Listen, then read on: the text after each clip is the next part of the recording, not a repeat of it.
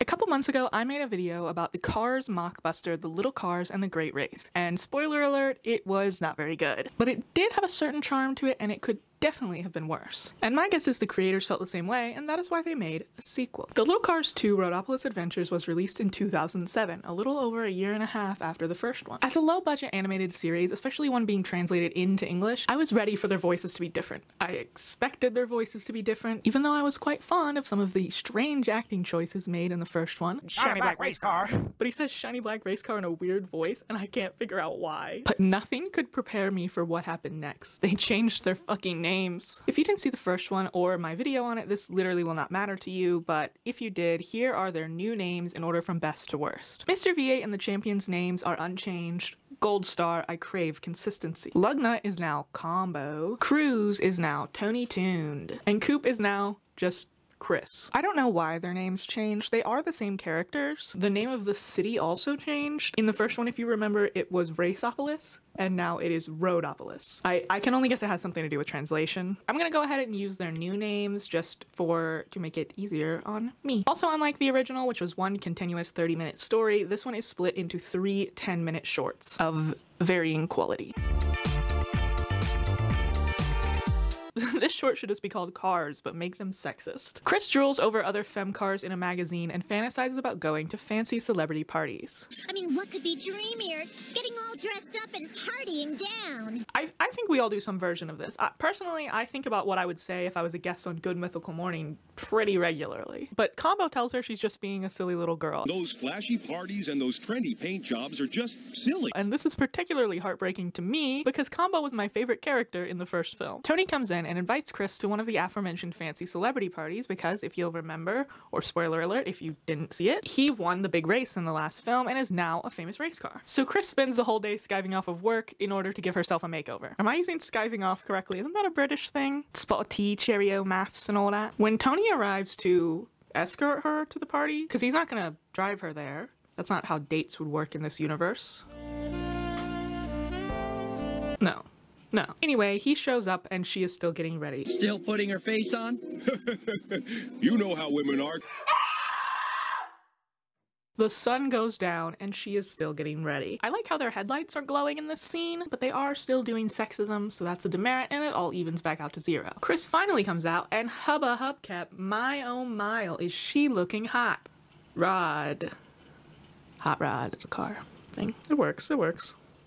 I write good jokes. At the party, Chris is initially excited, but then she gets jealous when fans of Tony's pull him away. And she leaves saying she hated the party. I was wrong. It was totally lame. Which, like, no, that is not correct. The only reason she didn't like it was because Tony's fans kept pulling him away. A better ending would have been Tony disguising himself as like a battered old jalopy so that he wouldn't be recognized and he could spend more time with Chris, proving that he cares more about her than appearances and thus she learns to be less superficial. But no, she learns that celebrity parties are overrated, which, like, they probably are. But she didn't even go to the bathroom where they're, you know, injecting that NOS in the fuel line, if you catch my drift. I don't need all the crowds, prestige, fashion, and attention because the place I wanted to be most was next to you.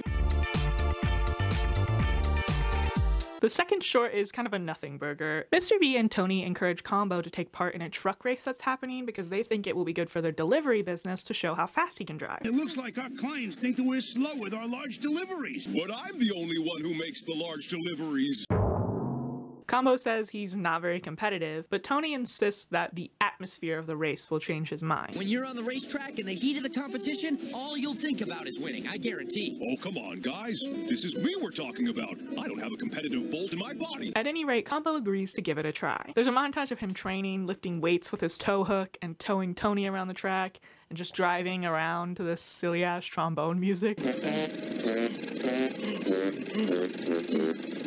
Finally, it's the day of the truck race, and Combo gets off to a lackadaisical start, but then something comes over him, and he goes beast mode. Excuse me, guys, I'm coming through. Combo blows away the competition and comes in first place. However, instead of getting more customers, everyone thinks that he drove too erratically and he can't be trusted with their packages. It's cute, it's silly, it's whatever. That guy's got a screw loose.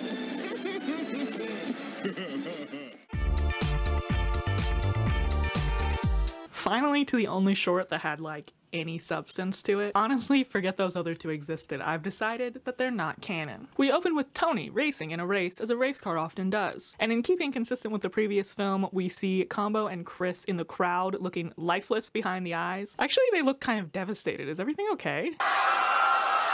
Tony is keeping pace with the champion in first place, but just before the finish line, the champ seemingly pumps his brakes, allowing Tony to win. Tony is bothered by this because he wants to win on his own merit, but the champ insists that it was only an accident. Dude, I swear I didn't mean for that to happen. My brakes just malfunctioned all by themselves. Combo and Chris come down to the pits to congratulate Tony, but he feels embarrassed and upset, so he just leaves. I've never felt so humiliated. I just want to be alone. A lady truck comes up, and I theorized that since she has a pentagram instead of a peace sign like Combo, that she would be evil. But I think it's just supposed to be a star, unless...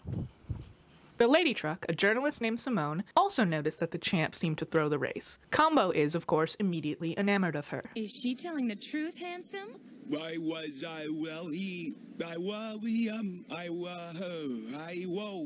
Simone asks Combo for the scoop on being friends with a racer, and they end up going on a date. They drink gasoline with 2 straws, and they kiss in the sunset. The next day, Tony is about to go back on the track to practice when he sees the piece that Simone wrote in the newspaper. Tony's best friend thinks it was a scam too! Tony and Chris are immediately mad at Combo, but he swears he never said any of it. Friends don't betray each other's trust! You should be ashamed of yourself! On the track, the champion compliments Tony's trial run. He reiterates that what happened last time was a total accident and that he's gonna give Tony a run for his money in the next race. I want you to give me your best race, and I'll give you the same. Simone tries to tell Combo that that article wasn't what she wrote, but he doesn't trust her, obviously. They literally only met yesterday, so he tells her to just leave him alone. Combo, please believe I had nothing to do with that story. I can't trust you. Just steer clear of me from now on. So she goes to her editor at the paper, a car named Ed Willis, and demands to know why the story she had written was changed. He tells her that what she wrote was too boring and he's trying to sell papers. I'm the editor, and that means that I decide what's published. Even if they're lies? Combo tries to talk to Tony, who is still mad because it's been like 20 minutes. Duh. And Chris tells him to give Tony some time. Tony's still upset. Just give him some time. Which, wasn't she also mad at him like a minute ago? Like, yes, they've been friends for years, maybe give Combo some benefit of the doubt, but that is not explored here. She just has a sudden change of heart because woman kind, woman nice, man experience anger as only emotion. As the race is about to begin, the announcer announces a guest announcer in an announced announcement. And guess who it is? Ed Willis, the newspaper editor. Tony is once again right on the champ's tail, and the editor keeps goading them about how the champ supposedly threw the last race. What a race! Mr. Willis, wouldn't you agree? Yes, but I just hope this race is an honest one, unlike the last one. He needs a muff. Simone comes into the announcer's booth and tells the editor that she will not be reporting on this race. He asks if she's still upset, and he's like, who cares if I made it all up? It sold papers, didn't it? It doesn't matter if it's all lies. What matters is that it sells. Excuse me? And obviously he did not have the foresight to mute his mic, so the whole stadium just heard his admission of guilt. I'm making a complete butt of myself. That's jackass always a weasel.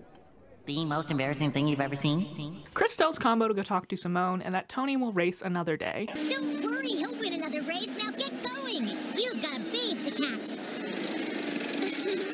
But like, isn't racing sort of dangerous? I guess anybody could die at any moment. Anyway, Combo leaves the race to apologize to Simone, which I do think is the right thing to do, but I also don't think he was in the wrong to not just blindly trust someone he literally has only known for like 24 hours. Simone forgives him and says she understands, and she also calls him cute. It's okay. I understand why you doubted me. I'm just glad that you can believe in me now. I didn't listen because I was so angry. Sometimes I'm such an engine blockhead. Yes, you certainly are. And it's kind of cute. And I wish his light thing would have lit up right there. Tony wins the race, and Simone and Combo roll away into the sunset together. I love happy endings. And that was the Little Cars 2 Roadopolis Adventures. Definitely a step down in quality from the original, if you can believe that. I don't know if or when I will continue the series. I only have so many tools to continue this bit with. Thank you so much for watching, and I hope you have a great day. Bye! She must be punished. Hopefully I got it, I don't know.